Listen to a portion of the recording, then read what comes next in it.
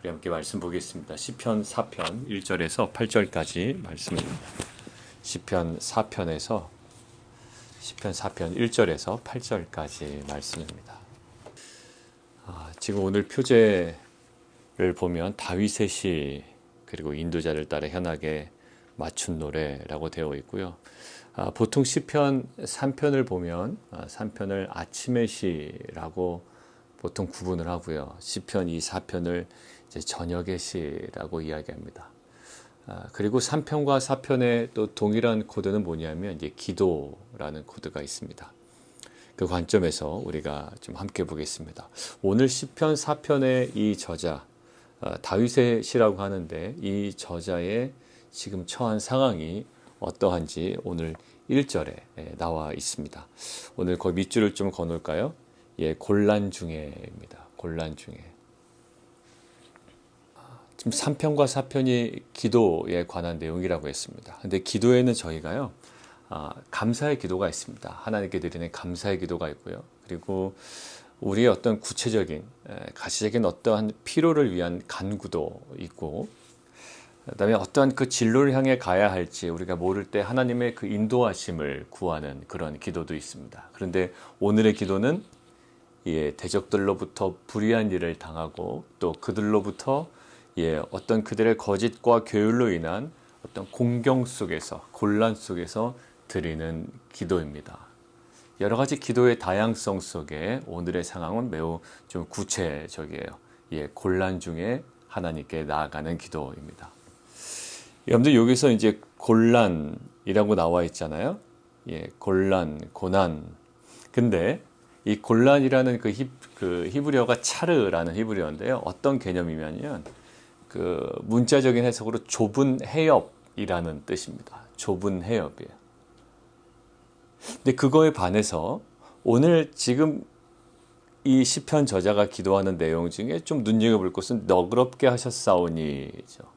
너그럽게 하셨사오니. 근데 너그럽게 하다라고 할 때 이 히브리어 원래 뜻은 넓히다라는 거예요. 넓게 하다. 그러니까 거기 성경에 뭐라고 나와 있냐면 너그럽게 하셨사오니, 그러니까 히브리어를 그대로 해석하면 내게 널찍한 장소를 만들어 주셨습니다라는 거예요.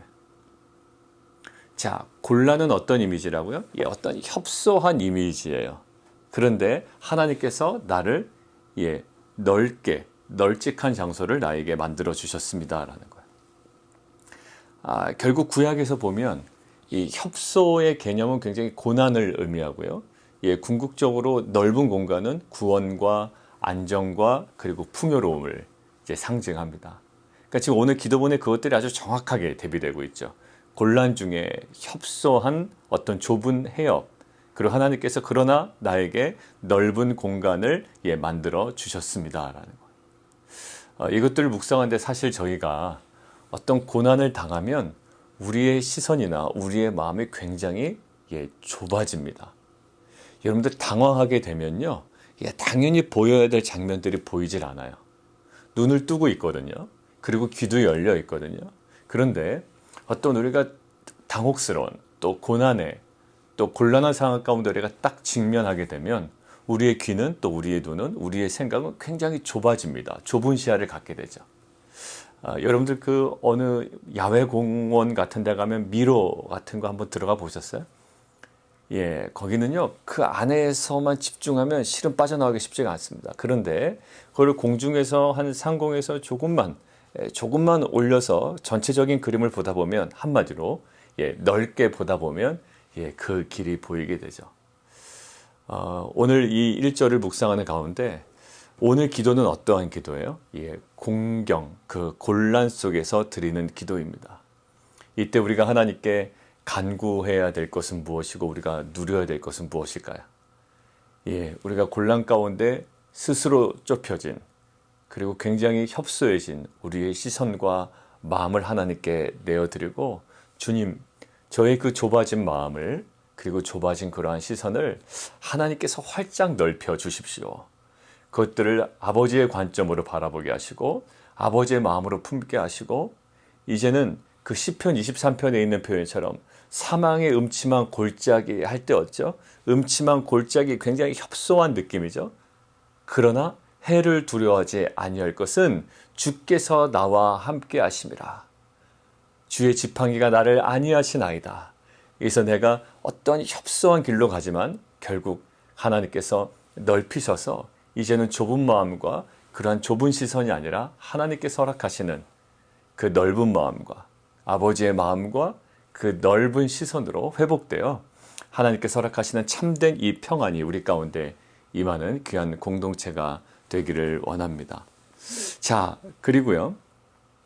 그 기도 이후에 어떤 그 독특한 문장이 나오는데, 자, 2절입니다. 인생들아 라는 거예요. 누구에게 얘기하는 걸까요? 자기를 곤란 가운데, 그리고 자신의 명예를 실추시키는 그런 대적들, 그런 어떤 사람들, 그 대상으로 이야기를 하는 걸 겁니다. 자, 여러 가지 자신의 명예가 실추되고 자신의 상황이 굉장히 곤란한 가운데 그 인생들아. 근데 그 표현은 사람의 아들들이라는 표현이거든요. 사람의 아들들. 그 당시 뭐 애굽이나 바벨론이나 그 당시 또 이 사용된 어떤 그 표현을 보면 그 표현은 영향력 있는 지주나 영향력 있는 인물에게 사용될 때 이제 이런 표현을 써요. 그러니까 인생들아 라고 할 때 자신을 괴롭히고 또 자신을 옥죄어오고 자신의 명예를 실추시키고 또한 거짓으로 그 모든 것들을 도모하는 자들이에요. 자, 그들에게 책망과 경고를 하는 겁니다.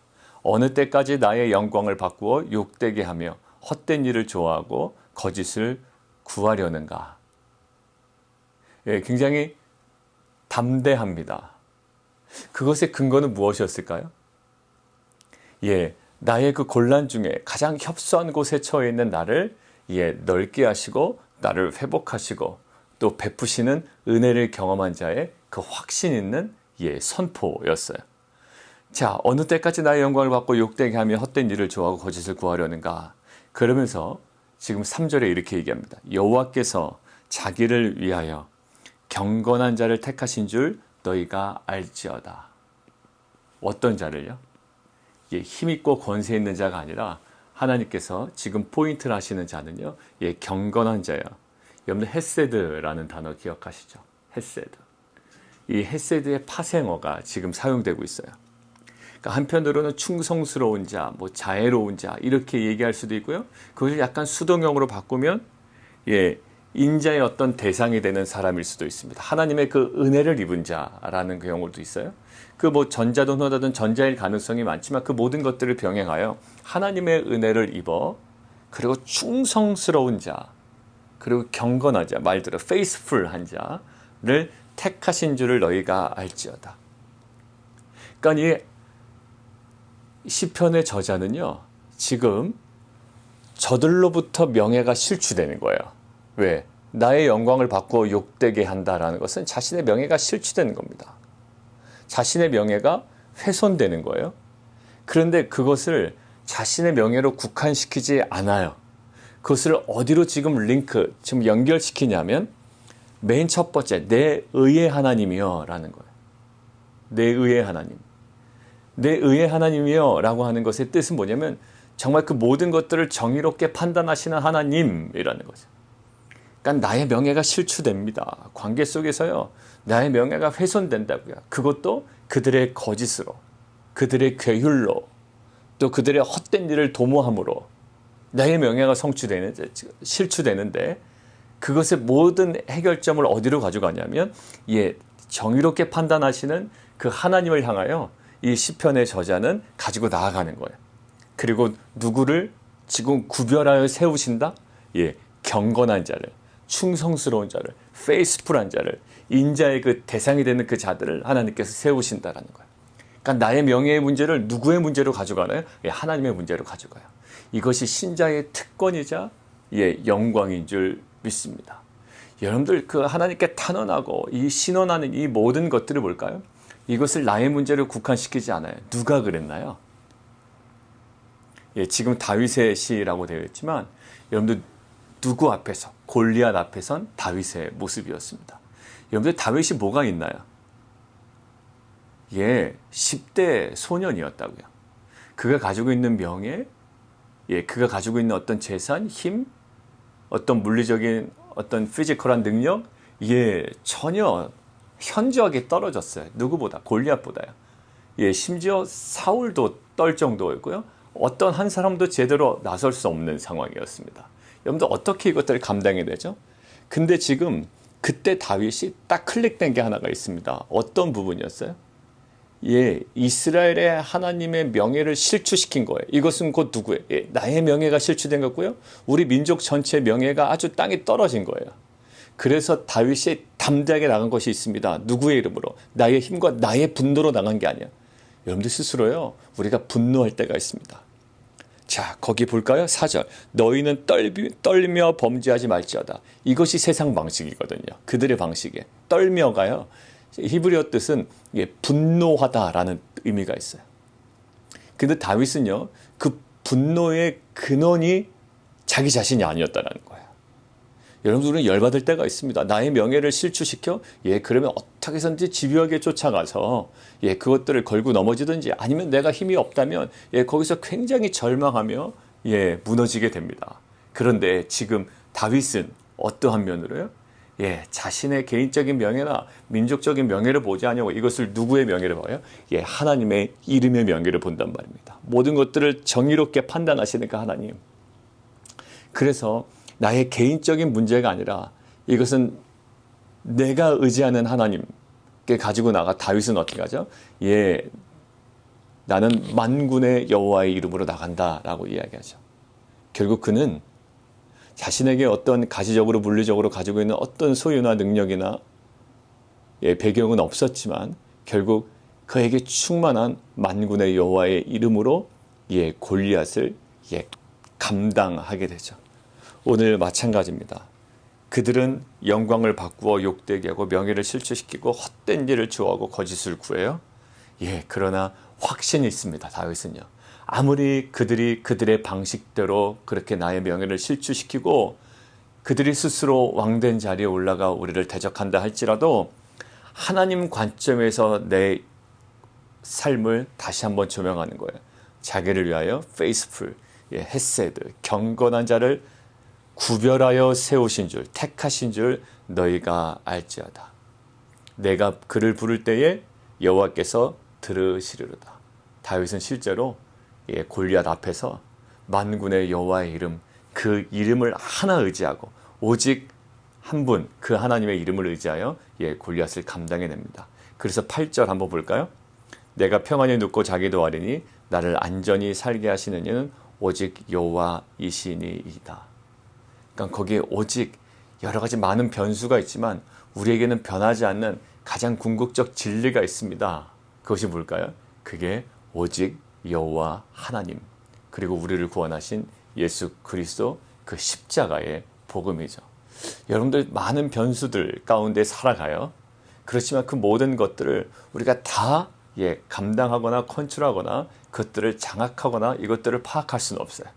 그러나 오직 그 모든 것들을 주관하고 계시는 그 하나님께 우리가 더욱더 집중한다면, 어제도 계속 우리가 묵상한 것처럼 여호와께 피하는 자의 그 은혜, 그리고 여호와를, 예, 의지하는 자의 은혜, 그리고 오직 하나님께 그 충성스러운 페이스풀한 자에게 주시는 그 하나님의 그 은혜, 이것들을 누리는 귀한 공동체가 될 줄 믿습니다. 자, 우리 한번 5절 볼까요? 5절. 의의 제사를 드리고 여호와를 의지할지니라. 여기 보면 의의 제사를 드리고 여호와를 의지할지어다. 지금 2절부터 헛된 인생들에게, 사람의 아들들에게 지금 경고하고 책망하는 메시지잖아요.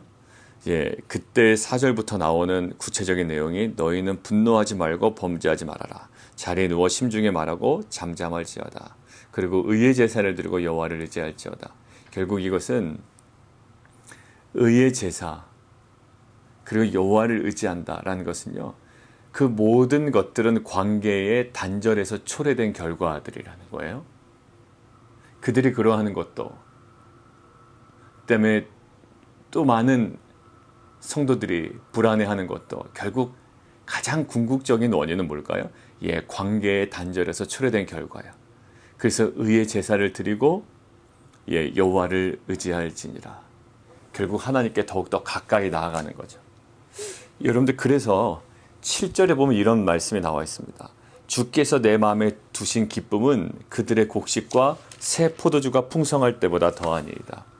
결국 권세자들과의 그 관계 속에서 누리는 그 어떠한 것들이 있거든요. 거기 뭐라 되어 있죠? 그들의 곡식과 새 포도주. 그러니까 권세자들과의 관계에서 누리는 어떤 그런 기쁨이 있습니다. 가시적인 어떤 것들은 분명히 있을 거라고요. 그런데 그거보다 지금 이 시편의 저자는요, 하나님과의 관계 속에서 누리는 그 궁극의 기쁨을 지금 계속 견지하고 있죠. 여러분들, 실제로 살아갈 때 우리가 눈에 보이는 것들에 대해 의지하기는 굉장히 쉽습니다. 왜냐하면 이것들은 우리를 바로바로 또 우리에게 또 가시적인 어떤 확실한 어떤 보장이 되는 그런 느낌이 있거든요. 그런데 그것은 눈에 보이는 것, 곡식과 새 포도주가 풍성할 때 분명 기쁨이 있을 겁니다. 그러나 우리의 그 궁극의 기쁨, 어디서요? 하나님과의 관계 속에서 누리는 궁극의 기쁨, 주께서 내 마음에 주신 기쁨, 이것이 결국 우리 신자들의 누려야 될 그 영광이자 가장 중요한 하나님께로부터 받는 은혜의 본질인 줄 믿습니다. 오늘 보세요. 자신의 명예가 어떤 오해든지 아니면 남이 제대로 나를 알아주지 않아서이든지 아니면 그들의 의도적인 멸시와 또 일방적인 거짓된 행동이든지 지금 자신의 명예는 많이 실추되어 있습니다. 지금 곤란 중에 있습니다. 그런데 이 시편의 저자는요, 굉장히 허둥지둥 되지 않는 걸 볼 수 있어요. 오히려 그것 때문에 굉장히 힘들어하지 않아요. 오히려 인생들아, 사람의 아들들아, 그 영향력 있는 자들에게 하나님의 마음으로 경고하고 오히려 책망하며 그들이 돌아가야 할 자리가 무엇인지를 그들에게 권면하고 있습니다. 여러분들, 고난을 무슨 기회로 삼고 있죠? 사역의 기회로 삼고 있는 거예요. 단순히 그들로부터 내가 해방되는 것이 아니라 그들에게 권면합니다. 여러분들, 이것들은 다윗이 갖고 있는, 그리고 시편의 저자가 갖고 있는, 그리고 신약시대를 살아가는 우리에게 가장 마지막으로 중요한, 오늘 묵상의 포인트의 가장 중요한 부분이에요. 사도 바울이 어땠나요? 수많은 대적자들을 만났죠. 유대인이든 이방인이든, 그것이 종교 지도자들이든 아니면 일반 성도들이건, 성도들이 할 수 없죠. 일반 유대인들이건 할 거 없이. 사도 바울은요, 수많은 대적 상황을 만났습니다. 그런데 사도 바울이 그곳으로부터 피하는 것에만 집중하지 않았다고요. 어디에 집중했죠? 그들이 그 사도 바울이 직면한 그 모든 고난의 상황 가운데, 이 곤란한 가운데 사도 바울은요, 그것을 어떤 기회로 삼아요? 지금 2절부터 5절까지 나오는 것처럼요, 사역의 기회로 삼아버립니다. 저 힘든 자들로부터 빨리 내가 도망쳐야지가 아니에요. 우리가 사도행전 4장에서 봤듯이 그들이 협박합니다. 그죠? 그리고 그들이 입 다물도록 종용하죠. 그렇지만 이 사도들의 반응은 어때요? 그럼에도 불구하고 담대히 하나님의 말씀을 전할 수 있게 해 주십시오. 결국 사도 바울은 아그리빠 왕 앞에서, 자신을 대적하는 아그리빠 왕 앞에서 복음을 전합니다. 그리고 벨릭스와 베스도, 전혀 복음을 듣지 못한 자들 앞에서 오히려 복음을 전합니다. 그리고 사도행전 24장 그 뒷부분 가면 어떻죠? 23장, 24장. 거기 보면 오히려 그는 매임을 당하죠. 예루살렘에서 매임을 당합니다. 근데 그 매임을 당하는 상황 가운데 이 매임에서 풀려나기를 원하는 것이 아니라 그 매임 가운데 천부장의 배려로 누구 앞에서 얘기합니까? 많은 백성들 앞에서 자기의 삶을 드러내죠. 여러분들, 이것이 고난 가운데 고난에 묻히지 아니하고 고난에 완전히 잠식되지 아니하며 오히려 고난 가운데 하나님의 그 귀한 복음의 사역을 감당해내는 진정한 빛과 소금 공동체의 모습인 줄 믿습니다.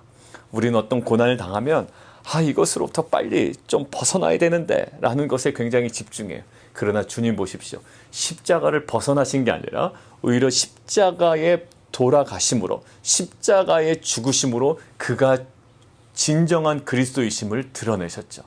그러니까 그 십자가를 피하지 않으셨다고요? 오히려 십자가에 달려 돌아가셨어요. 근데 그것이 어떤 의미가 있었습니까? 백부장의 고백이 있단 말이에요. 그가 진실로 하나님의 아들이었도다. 그리고 십자가에 돌아가심으로, 그리고 부활하심으로 무엇을 드러냈습니까?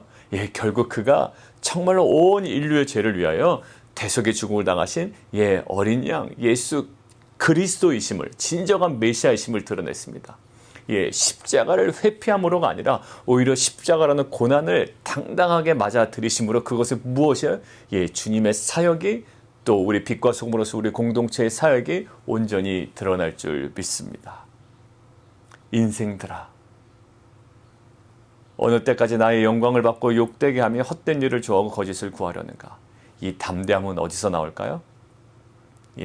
나의 그 고난 가운데 완전 좁아진 시선이 하나님께서 나를 온전히 넓히실 때, 이제 그 가운데 나의 고난 때문에 고난을 벗어나는 나의 시선이 아니라 이제 고난을 통하여 일하시려는 하나님의 그 넓은 시선과 넓은 마음과 구속사에 대한 우리의 열린 이 관점이 우리로 하여금 이제는 고난을 주목하는 것이 아니라 고난을 통해 역사하길 원하시는 하나님의 놀라운 구속사에 우리가 참여하는 공동체로 세워질 것을 믿습니다. 우리 함께 좀 기도할까요? 우리가 고난을 당할 때에 가장 먼저 생각하는 것은 무엇이냐면 그 고난으로부터 도망치는 겁니다. 벗어나는 거예요. 그런데 주님은 실제로 그러지 않으셨다고요. 때로는 그 고난을 좀 피하시기도 하셨습니다. 근데 오히려 주님께서 피하신 곳은요, 자신의 이름이 높아지는 것, 또 자신의 영향력이 과도하게 또 이렇게 좀 너무 과열되는 것, 이 부분, 이런 자리에서는 좀 벗어나셨어요. 그러나 그 고난의 자리에서는 마지막 순간에 회피하지 않으십니다. 오늘 마찬가지 이 다윗의 시라고 얘기하고 이 시편의 저자는 오히려 자신이 당하는 이 곤란 가운데, 그것 때문에 모든 생각과 또 관점과 시선이 굉장히 협소해지고 싶다고요. 그래서 그곳에서 벗어나는 것만 생각하기 쉬운데 주님께서 어떻게 하십니까? 그곳을 넓히신다. 그 넓은 공간을 마련해 주신다. 그리고 구원을 허락하시고 안전하게 만드신다. 그리고 이 고난의 시간들을 하나님께서 일하시는 그 사역의 현장으로 만들어 버립니다. 바로 십자가가 예수님이 무너지는 시간이 아니라 오히려 온 인류를 구원하는 놀라운 구속사의 현장이었던 것처럼 우리의 고난의 현장이 단순히 피해야 되는 현장이 아니라 그 고난의 현장에서 우리로 하여금 다시금 사명자로 부르시는 하나님의 은혜의 장소임을 알게 하여 주셔서 정말 우리의 눈을 열어 주시옵소서, 우리의 마음을 좀 넓게 열어 주시옵소서. 하나님, 그러한 빛과 소금으로 살아가는 공동체 되게 도와주옵소서. 우리 함께 기도하며 나가도록 하겠습니다.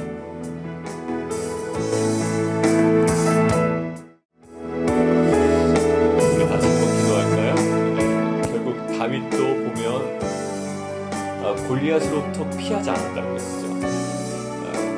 저 골리앗이 너무 세니 주님, 골리앗으로부터 우리를 좀 보호해 주십시오, 피하게 해주시가 아니라 오히려 다윗이 당하는, 그 사울 왕이 당하는, 이스라엘 민족이 당하는 그 곤란 속에 무엇이 드러났죠? 결국 하나님의 살아계신 만군의 여호와의 일하심, 결국 이스라엘 민족이 승리하는 구원의 역사가, 그리고 그 사역이 그 가운데 펼쳐졌다고요. 우리 안에 그 새로운 관점이 열리기를 원해요. 협소했던 우리의 관점이 있습니다. 아주 좁혀져 있던 관점이 있죠.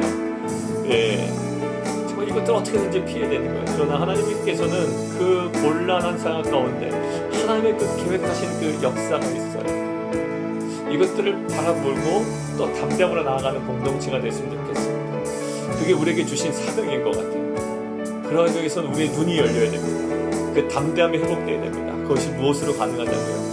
하나님과의 그 참 깊은 관계 속에서 다윗은 그것이 있었거든요. 하나님, 우리 안에 정말 그 관계함을 사모하게 해주시고 그 안에 누리는 정말 그 담대함이, 그 정말 그 영적인 그 탄탄함, 이 관계 속에 더욱더 깊게 들어가는 공동체가 될 수 있도록 인도하여 주옵소서. 우리 함께 기도하며 나가도록 하겠습니다.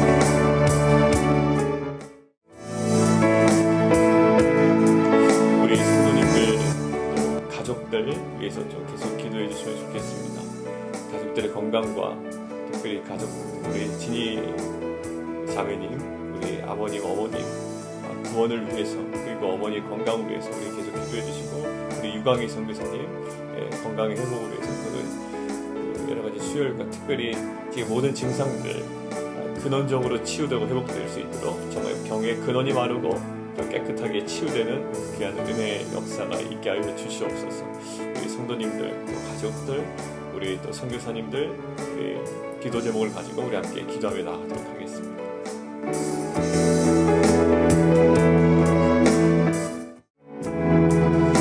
우리 함께 또 기도하겠는데요. 우리 교회 기도 제목들, 우리 여름 유스글의 캠프와 유스 리트릿, 그리고 실드런 여름 캠프 사역을 놓고 우리 계속 좀 기도해 주시면 좋겠습니다. 준비하는 그 손길 위해서 기도해 주시고, 그리고 각자 개인 기도 제목들에서 기도하시고, 이제 코비드-19 이후에 금주부터는 우리가 현장에서 함께 찬양하며 또 예배드리게 됩니다. 그리고 제가 이제 마스크를 벗고 이제 설교하게 되고 조금씩 이제 오픈이 되어가고 있습니다. 그리고 교회 공간에 관한 부분도 계속적으로 좀 기도해 주시죠. 이제 전면적으로 오픈이 되면 우리 그동안에 이제 많은 자녀들이 좀 숫자적으로 늘어난단 말이죠. 그들을 좀 담아낼 수 있는 그런 효율적인 공간이, 또 적절한 공간이 저에게 필요합니다.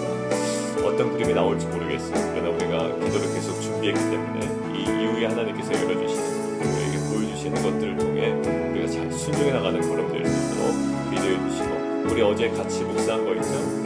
자신의 목소리로